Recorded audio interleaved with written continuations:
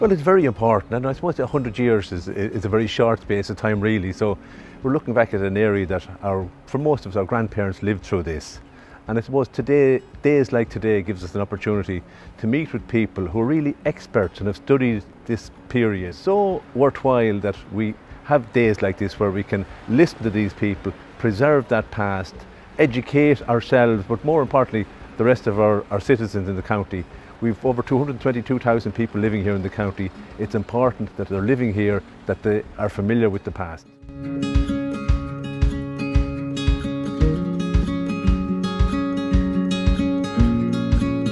Today's seminar on the flu and on the politics of Kildare in 1918 is another instalment in the really first-class job that Kildare County Council, the Kildare County Council Decade of Commemorations Committee, the Kildare County Library Service and the Federation of Local History Societies in Kildare have done in bringing together all the centenaries that were progressing through these years, be it the outbreak of the war in 1914, be it the Easter Rising 1916, the elections in 1918, the flu, what have you, in bringing those together and connecting those national and indeed international stories with the local scene and with places and with personalities here in Kildare that we could all identify with.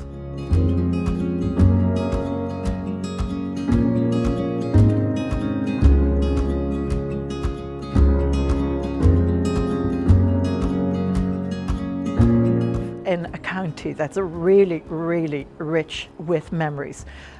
Even though things that are happening in the decade of centenaries are 100 years ago, lots of families still have a deep connection to these memories, to what happened to their own families at these times. Not only the flu, but what happened in other events like the war. The impact of the war on people's lives is a very new thing to look at.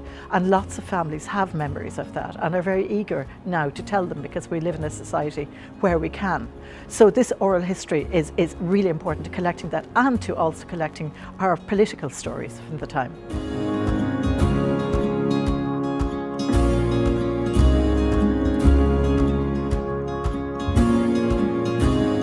Commemorations has been a great way for librarians to engage with the school children and to bring our local history and our national history into the schools in a very live and enjoyable way. And I certainly know Mario and James have been running around the country for the last number of years, going into schools and bringing history alive for children. I mean, history is about understanding the past in its own context. So if it's a good way of getting our attention back to what 1918 meant then, rather than what it means now. Otherwise we distort the historical record, really, because people live their lives for their own era, not for the future. In people's minds, 1916 was the big event, but in 2018 we are now looking forward to marking the Spanish flu, the women's suffrage and the end of World War I. And they are the stepping stones that will place us forward looking into the Civil War, the emerging of the state in the early 1920s.